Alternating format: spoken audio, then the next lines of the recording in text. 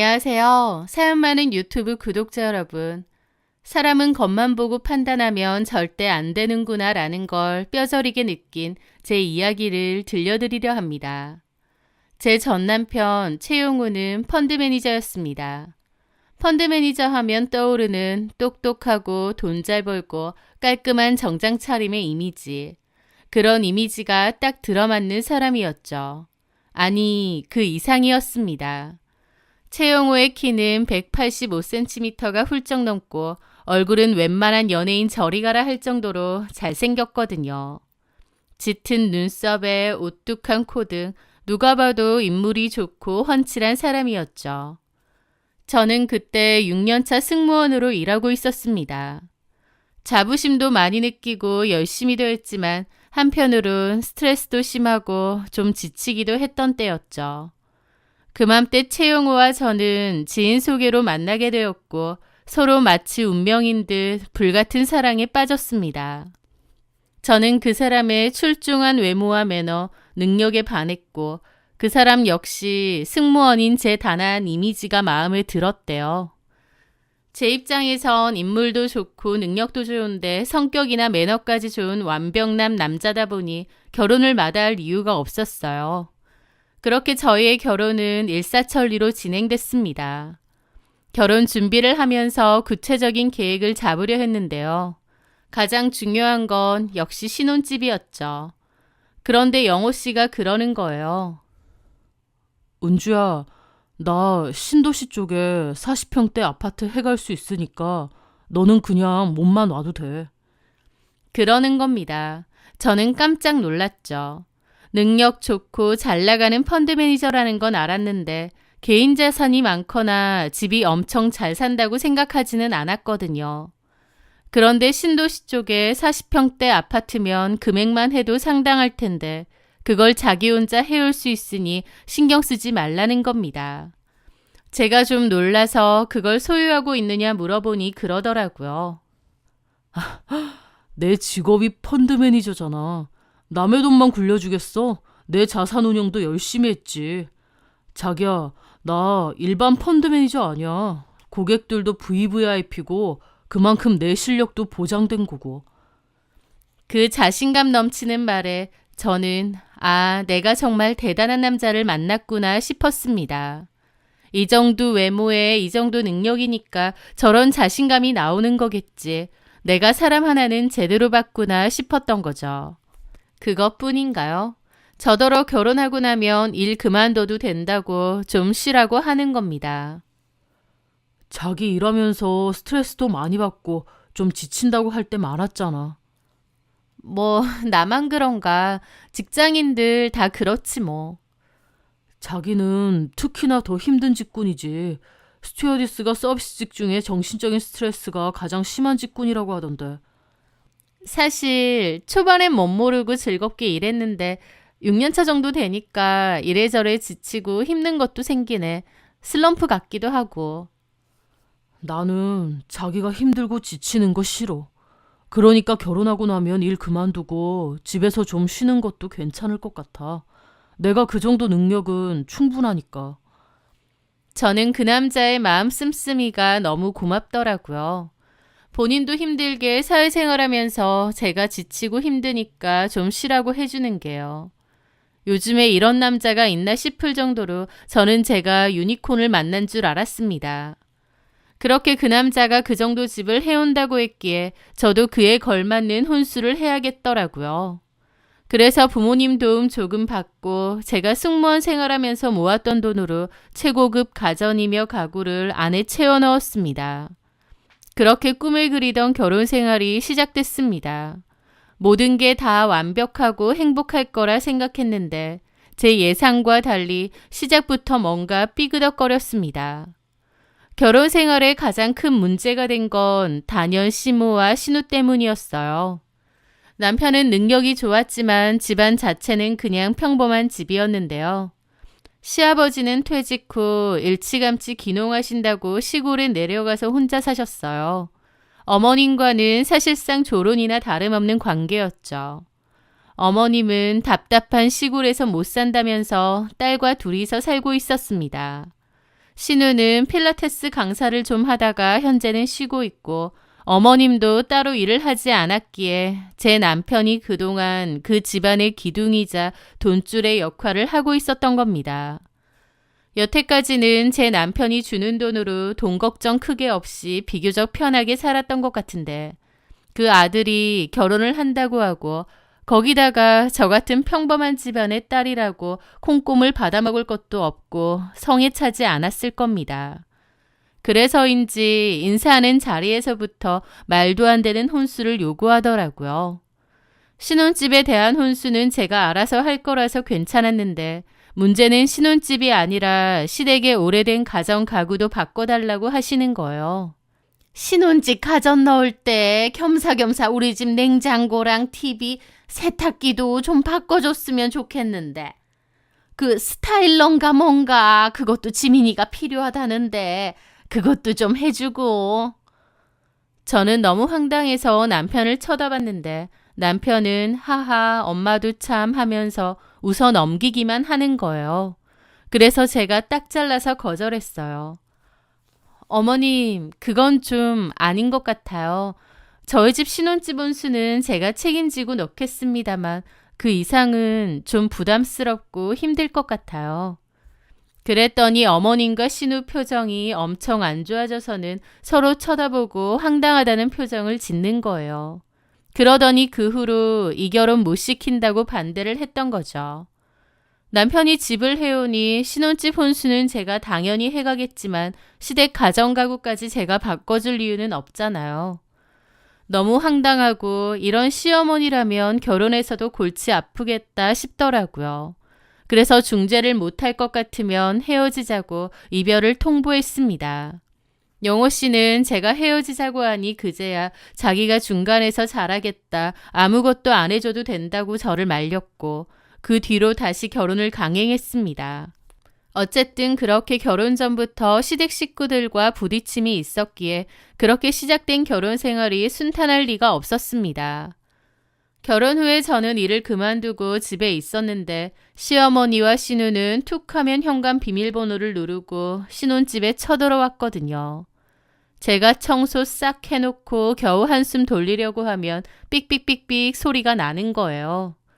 아들네 집에 오는 게 무슨 문제가 있느냐는 식으로 말하며 저희 집에 자주 드나들었는데 그렇게 오면 아주 자기 집처럼 편안하게 있다가 가시는 겁니다.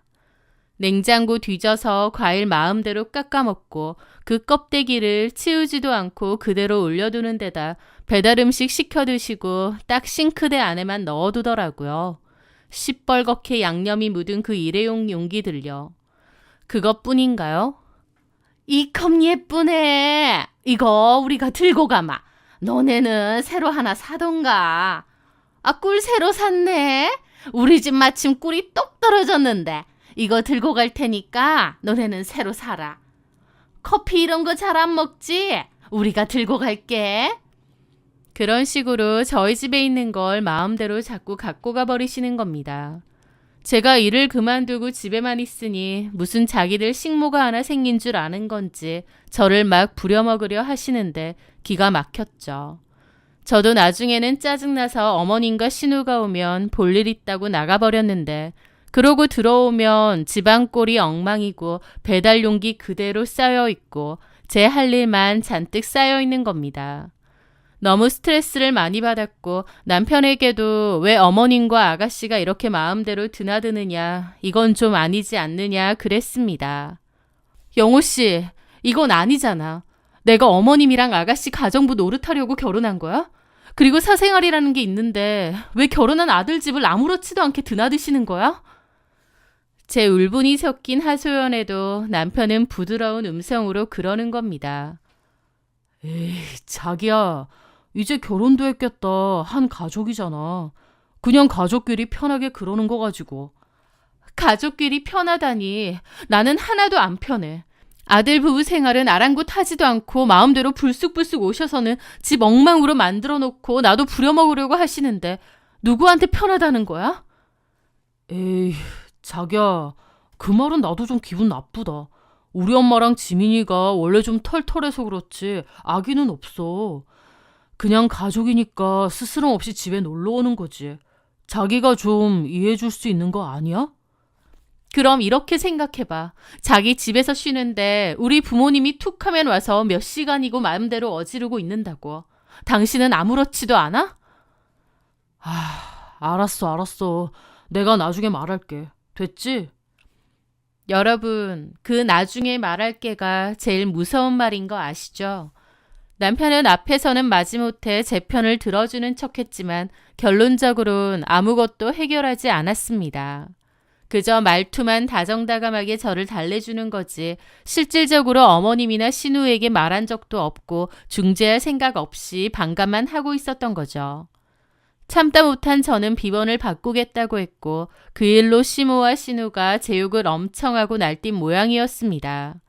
시모가 저한테 전화해서 내 아들 집에 간다는데 네가 뭔데 비번을 바꾸느냐 따졌고 저도 너무 불편하다고 이건 좀 아닌 것 같다고 따졌습니다. 그렇게 어머님과 제 사이는 제대로 틀어졌는데 제가 더는 이렇게 못 산다고 확실히 해달라고 남편에게 말했어요. 이렇게 살 거면 저는 그냥 집 나가겠다고요. 결국 남편은 어머님과 신우에게 자기가 없을 땐 오지 말라고 했습니다. 제 말은 안 들었지만 아들이 그렇게 말을 하니 어머님과 신우는 더 이상 오지 않았죠. 그렇게 잠깐의 평화가 찾아왔던 어느 날이었습니다. 난데없이 신우가 계속 집에서 놀고 먹을 수는 없지 않냐며 필라테스 사업을 하겠다고 하더라고요. 같이 할 동업자도 구했다면서요. 문제는 돈이었습니다. 동업자와 반반 투자를 해야 되는데 그 돈이 신우에겐 없었죠. 결국 어머님은 신우 사업 자금 대준다고 살고 있던 빌라를 전세에서 월세로 바꾸어 사는 주게 되었죠. 호기롭게 신우는 필라테스 센터를 열었어요. 인테리어도 세련되게 하고 고가의 기구도 드리고 제가 알기론 신우가 필라테스 자격증을 따긴 했지만 다른 센터에서 8개월 정도 일하고 그만둔 게 경력의 전부라고 들었거든요. 그런데 덜컥 필라테스 센터의 공동 원장을 맡아도 되나 했는데 신우 말고 또 다른 공동 원장이 경력도 많고 잘하시는 분인가 보다 했습니다. 그런데 나중에 보니 그분도 신우랑 비슷하더라고요. 이러나 저러나 센터가 잘 됐으면 말도 안 할 테지만 결론적으로는 1년도 못 가서 제대로 망했습니다. 수강생도 별로 없었고 월세는 비싸서 돈대로 까먹고요. 제가 보기엔 너무 대책 없이 일을 벌이는 것 같았기에 어찌 보면 예견된 일이기도 했죠. 남편은 심각한 얼굴로 신우의 사정을 저에게 얘기했습니다. 그러면서 한동안 시댁의 월세는 남편이 내주겠다고 하더라고요. 솔직히 정말 답도 없는 시댁이다 싶었지만 어쩔 수 없다고 생각했습니다. 하지만 저는 알겠다고 그렇게 하라고 했습니다. 솔직히 밑 빠진 독에 물 붓기 같은 기분이기도 하지만 어쨌든 가족이니 나몰라라 할 순 없잖아요. 그런데 황당하게도 어머님은 밖에서 줄기차게 제 욕을 하고 다니셨다 하더라고요. 저희 엄마 친구분이 공교롭게 시어머니 친구분이랑 아는 사이라고 하시던데 그분이 전해준 거예요. 저희 어머님이 며느리 욕 엄청 하고 다닌다고요. 자기 아들이 힘들게 번 돈으로 며느리만 논았다고 집에도 못 오게 하고 천하의 나쁜 년이라고 하고 다닌다네요. 그거 듣는 어머님 친구분들은 맞장구 치면서 저더러 천하의 싸가지 없고 못된 며느리라고 같이 욕하신다더군요. 너무 기가 막히고 화가 났는데 그 와중에 신우도 똑같았습니다. 집 전세금 날려먹을 만큼 사업 말아먹었으면 미안해서라도 좀 조용히 살아야 될 텐데 더욱 나대더라고요. 그러면서 한 번은 볼 일이 있어서 저희 집에 왔었는데 새언니는 좋겠다. 우리 오빠 덕에 이렇게 좋은 집도 살아보고. 나는 언제 이런 데 살아보나? 그러면서 제 안방을 들여다보면서 이 방, 내 방이었으면 좋겠다. 여기 해도 잘 뜨네. 우리도 그냥 여기 와서 살면 어떨까? 그 소리를 계속 하는 겁니다. 진짜 왜 저래 싶은데 나중에는 제 남편까지 그 소리를 하더라고요.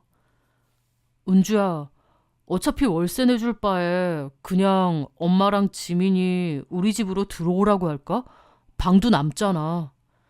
남편에게 그 얘기를 듣는데 이성의 끈이 툭 하고 끊어지는 것 같았습니다. 그게 말이 돼? 지금도 스트레스 받아 죽겠는데 어떻게 같이 살아? 어머님과 신우가 평범한 사람들이라고 해도 같이 살기에는 힘들 텐데 저희 어머님과 신우는 도저히 같이 살 수 있을 만한 사람들이 아니었습니다. 게다가 제 욕도 그렇게 하고 다닌다는 걸 알았는데 제가 무슨 감정으로 같이 살고 싶겠나요? 저는 절대 그건 안 된다고 하니 남편도 마지못해 알겠다고 하더라고요. 하지만 그게 끝이 아니었습니다. 다음 날부터 어머님과 신우가 번갈아 가면서 저한테 전화를 해서는 네가 뭔데 내 아들 집에 못 들어오게 막아? 너 그 집 살 때 돈 한 푼이라도 보탰니? 고생은 내가 해서 키웠는데 왜 그 혜택은 너만 받는 거야? 시어머니고 신우는 어떻게 살든지 말든지 너만 그 좋은 집에서 잘 먹고 잘 살면 그만이야? 라면서 소리를 지르고 난리가 난 겁니다. 그 옆에는 신우가 부추기면서 엄마 잘한다. 엄마가 너무 오냐오냐 하니까 새언니가 엄마를 만만하게 보나 봐. 아주 혼쭐을 내줘. 하는 소리도 들리고요. 어머님 왜 이러세요 정말. 내가 내 아들 집 살겠다는데 네가 뭔데 그러냐고. 네가 나가라고. 저는 정말 미쳐버릴 것 같았습니다. 저는 그때 임신이 잘 안 되었는데 병원에서는 아무 문제가 없다고 했거든요. 가만 보면 임신이 안 되는 것도 저렇게 하루가 멀다 하고 스트레스를 받기 때문인 것 같았죠. 제가 승무원 생활을 하면서 다양한 인간군생을 만나봤고 상상 초월 진상도 정말 많았습니다. 그래서 제 나름대로 그런 사람들 대하는데 도 같았고 웬만해선 끄덕없다고 생각했는데 저희 어머님과 신우의 닭달은 정말 사람을 미쳐버리게 만들 지경이었죠. 그러던 어느 날이었습니다. 남편이 웬일로 아주 다정한 얼굴로 저한테 제안을 하는 거예요. 은주야, 요즘 많이 힘들지? 스트레스도 많이 받고.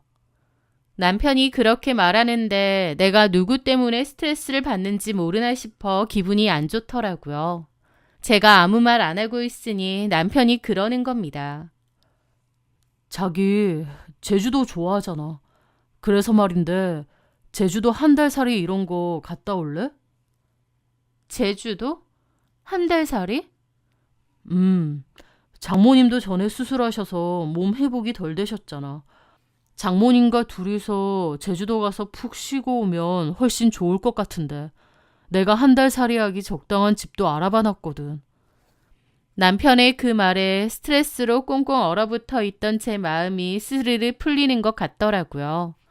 저희 엄마는 그 전에 갑상선 관련 수술을 하시고 회복 중이셨거든요.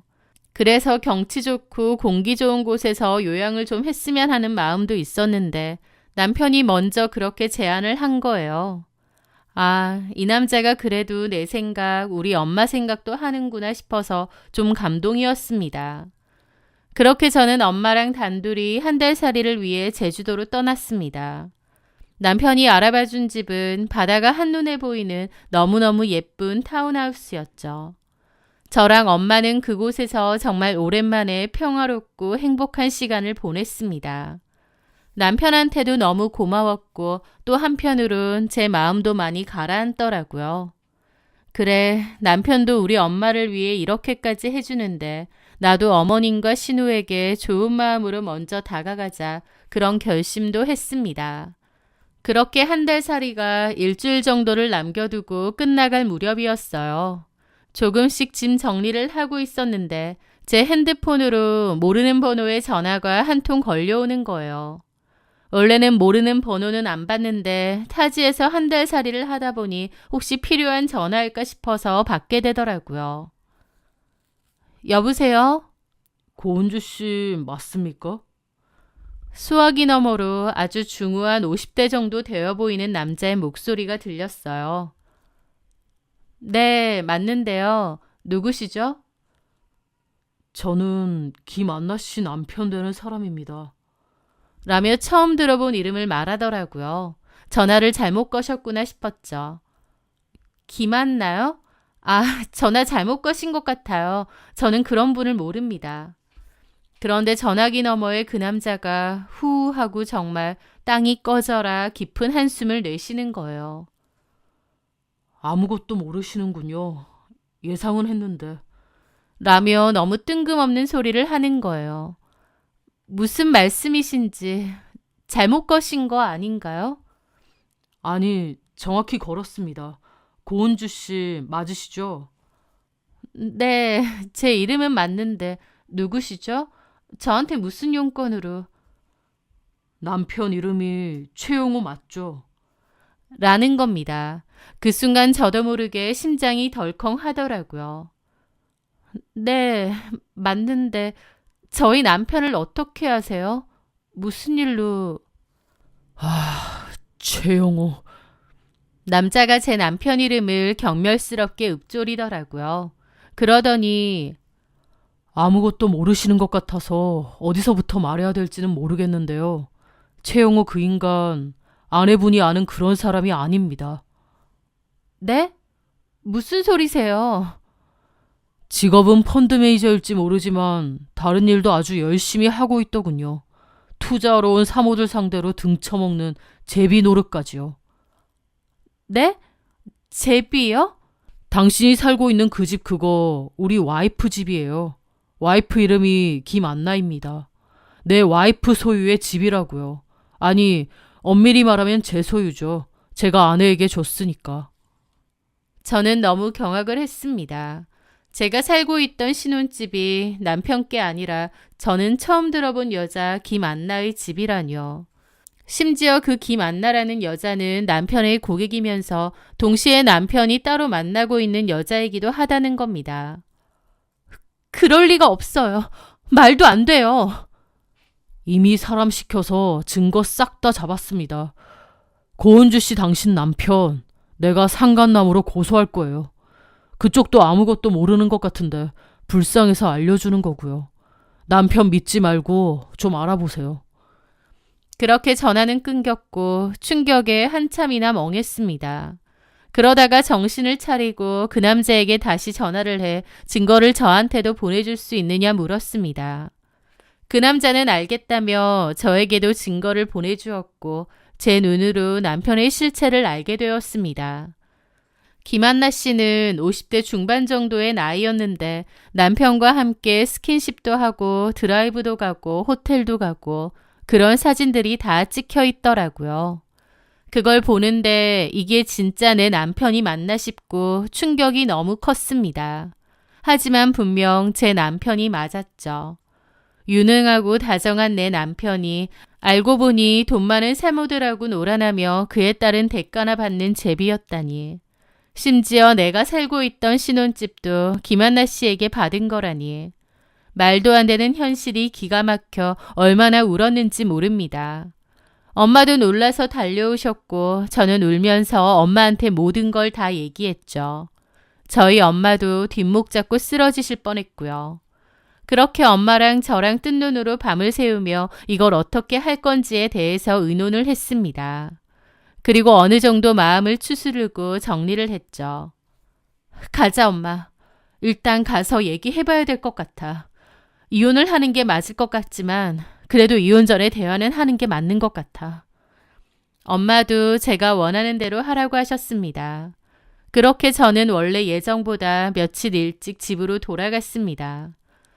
그렇게 기운 없이 현관문 비밀번호를 누르는데 안에서부터 왁자지껄한 TV 소리와 낯선 음식 냄새가 확 풍겨 나오는 거예요. 들어가 보니 집안이 가관이었습니다. 거실에는 어머님과 신우가 떡하니 버티고 앉아 TV를 보면서 족발을 뜯고 있는 거예요. 저는 너무 놀라 벙쪘고 어머님과 신우도 저를 보더라고요. 너 왜 벌써 왔니? 이게 다 뭐예요? 라는데 가만 보니 하루 이틀 있었던 느낌이 아니더라고요. 저는 주변을 둘러봤더니 놀랍게도 어머님과 신우는 방 하나씩 이미 차지했던 겁니다. 각자 방 하나에 짐까지 다 풀어놓았더라고요. 그제서야 알겠더라고요. 왜 남편이 제주도 한 달 살이를 하고 오라고 한 건지요. 뭐긴 뭐야. 우리도 이제 여기서 같이 살 거다. 네? 같이 살아요? 누구 마음대로요?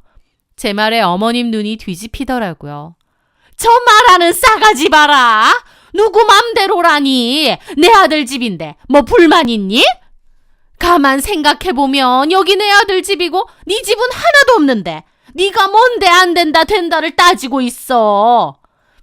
라는 겁니다. 그 말에 저는 어처구니가 없어서 코웃음이 날 지경이었어요. 네, 제 지분도 없지만요. 엄밀히 말하면 어머님 아들 지분도 없네요. 어머님 아들이랑 놀아난 여자네 집이니까요. 라고 쏘아붙이려던 차에 마침 현관문 도어락 소리가 다시 들리더니 남편이 퇴근하고 들어오더라고요. 그 번지르르한 얼굴을 보는데 저 얼굴로 밖에서 돈 많은 사모들 만나고 제비짓하고 다녔다 생각하니 꼴도 보기 싫은 겁니다. 자기 벌써 왔어? 이게 지금 어떻게 된 거야? 설명 좀 해봐. 저는 이를 악물고 물었습니다.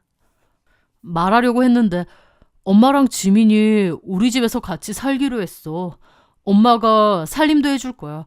엄마가 그렇게 한대. 자기는 편하게 지내면 돼. 저는 그 인간 얼굴을 빤히 쳐다봤습니다. 다정한 척 말하면서 정말 내 얘기는 귓등으로도 안 듣고 지 맘대로 하는구나 싶기도 하고 또 한편으론 저 가식적인 얼굴로 나를 여태까지 잘도 속여왔구나 싶은 겁니다. 말투만 다정하지 그 속내용은 완전 이기적이고 지밖에 모르는 인간이었던 거죠. 이미 제주도에서 마음 정리를 웬만치 하고 온 상태라서 그런지 열받는다기보다 그냥 어처구니 없고 헛웃음만 나오더라고요. 이 코미디 같은 상황이 너무 어이가 없기만 했던 거죠. 남편은 곧 상간소송을 당한 예정이지만 그런 것도 전혀 모르는 것 같았고 어머님과 신우도 마찬가지였습니다. 저는 어이없으면서도 후련한 기분으로 말했습니다. 그럼 가족끼리 그렇게 실컷 사세요. 내가 나가줄 테니까. 저는 캐리어를 돌려서 그대로 현관으로 향했습니다. 남편이 당황하더라고요. 자기야, 왜 이래? 너무 감정적으로 이러지 말고. 근데 시어머니랑 신우가 뒤에서 그러는 겁니다. 냅둬라 영호야. 전현 저거 쇼하는 거다. 그래 오빠 냅둬. 나가신다는데 뭐하러 말려. 그러니까 네가 그렇게 절절매니까 쟤는 지가 뭐라도 된 줄 알고 저렇게 꼬장 부리는 거다. 그냥 냅둬 나가게. 지가 지발로 나간다는데 뭐. 그리고 저한테도 그러더라고요. 너 이건 명심해라. 네가 네 발로 나간 거야. 나중에 다시 돌아오니 어쩌니 눈물 콧물 짜기만 해봐. 절대 안 받아줄 거다. 저는 그냥 코웃음 치고 남편을 뿌리쳤습니다. 그럴 일 절대 없을 거니까 실컷 사세요. 아니, 이 집에서 아주 뼈를 묻으세요. 제가 해온 혼수는 싹 가져갈게요. 그거 말고 제가 이 집에 올 일은 죽어도 없을 겁니다. 원하는 대로 제가 나가드릴 테니 새 식구 손잡고 오래오래 행복하게 잘 살아보세요. 그렇게 저는 집을 나섰습니다. 그리고 제주도에서 마음 정리를 할 때 미리 알아봐둔 업체에 전화해서 지금 당장 가정가구 다 빼서 공용 창고에 좀 놔둬달라고 했죠. 그리고 남편에게 이혼을 하겠다고 문자를 보냈습니다. 남편한테서 바로 전화가 오더라고요. 야, 너 미쳤어? 이런 일로 무슨 이혼이야. 장난해? 오갈 데 없는 시댁 식구 같이 좀 살자고 했다고 이혼하자는 게 말이 되냐고. 저는 그 전화를 받고 아주 차갑게 말했습니다. 내가 분명 반대했는데도 마음대로 니네 엄마랑 동생 데리고 왔지. 그러니까 셋이서 그렇게 살라고. 그리고 이혼 사유라면 또 있지. 내가 아무것도 모를 줄 알았어? 나이 많은 사모님들 만나고 다니면서 돈 받고 집 받고 너 그렇게 살아왔잖아. 제 말에 남편의 숨소리가 멎는 게 느껴졌습니다. 그게 무슨 소리야? 그 집도 그 사모님들 중 한 명인 김한나 소유라며. 아니, 정확히는 그 여자 남편 소유던가?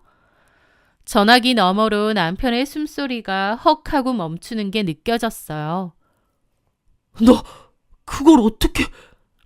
이보다 더한 이혼 사유가 어디 있겠니? 너 같은 더러운 인간하고 단 하루도 더 못 살아. 당장 이혼해. 그렇게 전화를 끊었습니다. 그리고 바로 변호사부터 만났습니다. 저는 이혼 소송과 위자료 소송을 동시에 진행하기로 했습니다.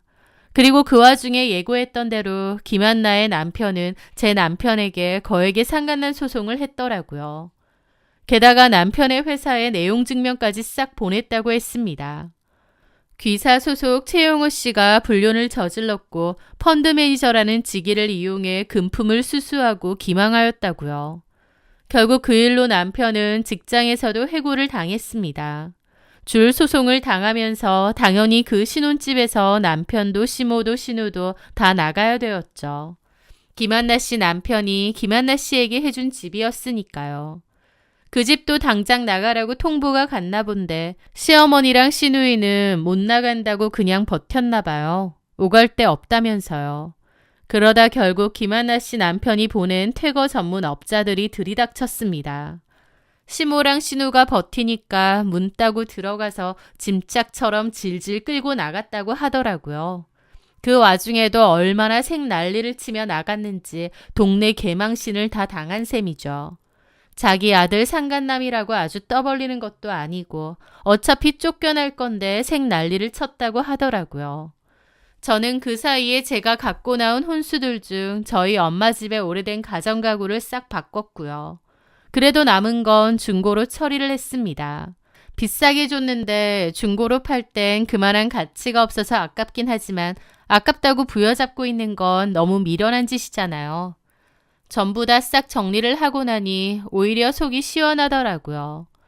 전 남편은 저에게도 소송을 당했고 김한나 씨의 남편에게도 소송을 당했습니다. 저 역시도 김한나 씨에게 소송을 걸었고 김한나 씨에게 3천만 원 가량의 위자료를 받아냈어요. 혼수 비용 손해본 건 거기서 많이 충당했다 생각하고 말았습니다. 전 시모와 전 신우는 오갈 데 없어서 결국 시골 아버님 집으로 들어갔다고 들었습니다. 전 시모와 전 신우의 꼬라지가 참 우습더라고요. 저더러 이 좋은 집 왜 자기들은 못 사냐고 따지고 기어코 짐 들고 와서 방 하나씩 차지하더니 결국 한 달도 못 살고 쫓겨난 셈이죠. 그 지긋지긋한 인간들 얼굴 다시는 안 보는 것만으로도 속이 다 시원합니다. 전 남편의 뺀질뺀질한 외모와 수려한 말솜씨에 저도 깜빡 속았던 것 같습니다. 사실은 겉모습만 번지르르 하지 실속도 없고 내실도 전혀 없는 그런 인간일 뿐이었죠. 이혼은 가슴 아프지만 이 일로 저도 많이 돌아보고 또 사람 보는 눈도 좀 커지지 않았나 생각하렵니다. 저는 승무원 취업 코칭을 해주는 학원에 취업을 하게 되었어요. 다니고 있는데 제가 의외로 강사가 적성에 잘 맞더라고요. 그래서 즐거운 마음으로 잘 다니고 있습니다. 참 많은 일이 있었지만 그 와중에 운이 좋아서 잘 풀렸던 일도 많은 것 같아요. 증거도 손쉽게 얻었고 소송에도 다 이기고 했으니까요. 힘든 일이었지만 최대한 좋은 쪽으로 생각하며 앞으로도 씩씩하고 긍정적으로 잘 살아가려 합니다. 제 긴 이야기 들어주셔서 정말 감사합니다.